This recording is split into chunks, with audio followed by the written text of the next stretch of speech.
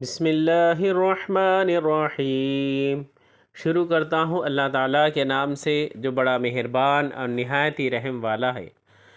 ام تقولون ان ابراہیم و اسماعیل و اسحاق و یعقوب والاسباط كانوا هدى او نصارا قل اانتم اعلم ام اللہ ومن ازلم ممن كتم شهادة عنده من الله وما الله بغافل عما تعملون۔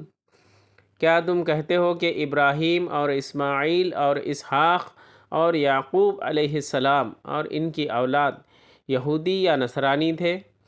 کہہ دو کہ کیا تم زیادہ جانتے ہو یا اللہ تعالیٰ؟ اللہ کے پاس شہادت چھپانے والے سے زیادہ ظالم اور کون ہے؟ اور اللہ تمہارے کاموں سے غافل نہیں۔ یعنی یہ حقیقت دراصل ان کو بھی معلوم ہے کہ یہ تمام انبیاء کرام توحید خالص کا درس دیتے رہے ہیں، اور ان بے بنیاد عقیدوں سے انبیاء کرام کا کوئی تعلق نہیں۔ خود ان کی کتابوں میں یہ حقیقت واضح طور پر لکھی ہوئی موجود ہے، اور ان میں نبی آخر الزماں صلی اللہ علیہ وسلم کی بشارتیں بھی موجود ہیں جو ان کے پاس اللہ تعالیٰ کی طرف سے آئی ہوئی ہیں، شہادت کا درجہ رکھتی ہیں، مگر یہ ظالم ان کو چھپائے بیٹھے ہیں۔ تم کہتے ہو کہ یہ انبیاء اور ان کی اولاد یہودی یا عیسائی تھے، جبکہ اللہ تعالیٰ اس کی نفی فرماتا ہے۔ تو زیادہ علم اللہ کو ہے یا تمہیں؟ تمہیں معلوم ہے کہ یہ انبیاء علیہ السلام یہودی یا عیسائی نہیں تھے۔ اسی طرح تمہاری کتابوں میں رسول اللہ صلی اللہ علیہ وسلم کی نشانیاں بھی موجود ہیں، لیکن تم ان شہادتوں کو لوگوں سے چھپا کر ایک بڑے ظلم کا ارتکاب کر رہے ہو جو اللہ تعالیٰ سے چھپا ہوا نہیں ہے۔ تلک امۃ قد خلت لها ما کسبت ولکم ما کسبتم وَلَتُسْأَلُونَ عَمَّا كَانُوا يَعْمَلُونَ۔ یہ امت ہے جو گزر چکی، جو انہوں نے کیا ان کے لیے ہے، اور جو تم نے کیا وہ تمہارے لیے، تم ان کے اعمال کے بارے میں سوال نہ کیے جاؤ گے۔ اس آیت میں پھر کسب و عمل کی اہمیت بیان فرما کر بزرگوں کی طرف نسبت یا ان پر اعتماد کو بے فائدہ قرار دیا گیا، کیونکہ من بطأ به عملہ لم یسرع به نسبہ، صحیح مسلم حدیث نمبر 2699۔ جسے اس کا عمل پیچھے چھوڑ گیا، اس کا نسب اسے آگے نہیں بڑھائے گا، کا مطلب ہے کہ اس اسلاف کی نیکیوں سے تمہیں کوئی فائدہ یا ان کے گناہوں پر تم سے مواخذہ نہیں ہوگا، بلکہ ان کے عملوں کے متعلق تم سے یا تمہارے عملوں کے متعلق ان سے نہیں پوچھا جائے گا۔ ارشاد باری تعالیٰ ہے وَلَا تَزِرُ وَازِرَةٌ وِزْرَ أُخْرَى، سورہ فاطر آیت نمبر 18۔ کوئی کسی کا بوجھ نہیں اٹھائے گا۔ وَإِن يَسْأَلِ الْإِنسَانِ إِلَّا مَا سَعَى، سورہ نجم۔ انسان کے لیے وہی کچھ ہے جس کی اس نے کوشش کی، یعنی آخرت میں ہر شخص کو اسی کے عمل کا صلہ ملے گا، ہر شخص اپنے اپنے عمل کا ذمہ دار ہوگا۔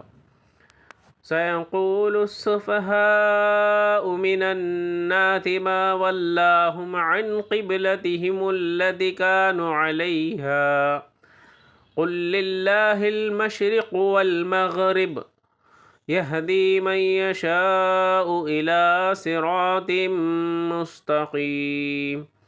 ان قریب نادان لوگ کہیں گے کہ جس قبلے پر یہ تھے اس سے انہیں کس چیز نے ہٹایا؟ آپ کہہ دیجئے کہ مشرق اور مغرب کا مالک اللہ تعالیٰ ہی ہے، وہ جسے چاہے سیدھی راہ کی ہدایت کر دے۔ یہاں قبلے کی تبدیلی اور اس سے پیدا ہونے والے مسائل کا تفصیلی بیان شروع ہو رہا ہے۔ واقعات کا پس منظر یہ ہے کہ مکہ مکرمہ میں حضرت صلی اللہ علیہ وسلم بیت اللہ کی طرف رخ کر کے نماز پڑھا کرتے تھے۔ جب آپ مدینہ منورہ تشریف لائے تو آپ کو بیت المقدس کا رخ کرنے کا حکم دیا گیا، جس پر آپ تقریباً 17 مہینے تک عمل فرماتے رہے۔ اس کے بعد دوبارہ بیت اللہ شریف کو قبلہ قرار دے دیا گیا۔ تبدیلی کا یہ حکم آگے آیت نمبر 144 میں آ رہا ہے، یہ آیت پیشن گوئی کر رہی ہے کہ یہودی اور عیسائی اس تبدیلی پر بڑے اعتراضات کریں گے، حالانکہ یہ حقیقت اللہ تعالیٰ پر ایمان رکھنے والے ہر شخص کے لیے کسی دلیل کی محتاج نہیں کہ قبلہ کوئی خاص سمت مقرر کرنے کا مطلب یہ ہرگز نہیں ہے کہ اللہ تعالیٰ قبلے کی سمت میں تشریف فرما ہے۔ وہ تو ہر سمت ہر جگہ موجود ہے، اور مشرق ہو یا مغرب، شمال ہو یا جنوب، یہ ساری جہتیں اسی کی بنائی ہوئی ہیں۔ البتہ چونکہ مصلحت کا تقاضا یہ ہے کہ اللہ کی عبادت کرتے وقت تمام مومنوں کے لیے کوئی ایک سمت مقرر کر دی جائے، اس لیے یہ سمت اللہ تعالیٰ ہی نے اپنی حکمت کے تحت مقرر فرماتا ہے۔ اس کا مطلب یہ نہیں ہوتا کہ وہ سمت بذات خود مقدس یا مقصود ہے۔ جو تقدس کسی قبلے یا اس کی سمت میں آتا ہے وہ اللہ تعالیٰ کے حکم کی وجہ سے آتا ہے، چنانچہ وہ اپنی حکمت کے مطابق جب چاہے جس سمت کو چاہے قبلہ قرار دے سکتا ہے۔ ایک مومن کا سیدھا راستہ یہ ہے کہ وہ اس حقیقت کو سمجھ کر اللہ کے ہر حکم کے آگے سر تسلیم خم کر دے۔ آیت کے آخر میں سیدھی راہ کا جو ذکر ہے، اس سے مراد اسی حقیقت کا ادراک ہے۔ جب رسول اللہ صلی اللہ علیہ وسلم مکہ سے ہجرت کر کے مدینہ تشریف لے گئے تو 16-17 مہینے تک بیت المقدس کی طرف رخ کر کے نماز پڑھتے رہے۔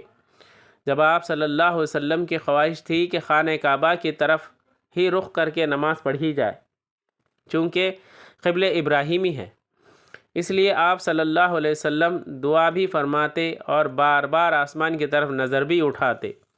آخرکار اللہ تعالیٰ نے قبلے کی تبدیلی کا حکم دے دیا، جس پر یہودیوں اور منافقوں نے شور مچا دیا۔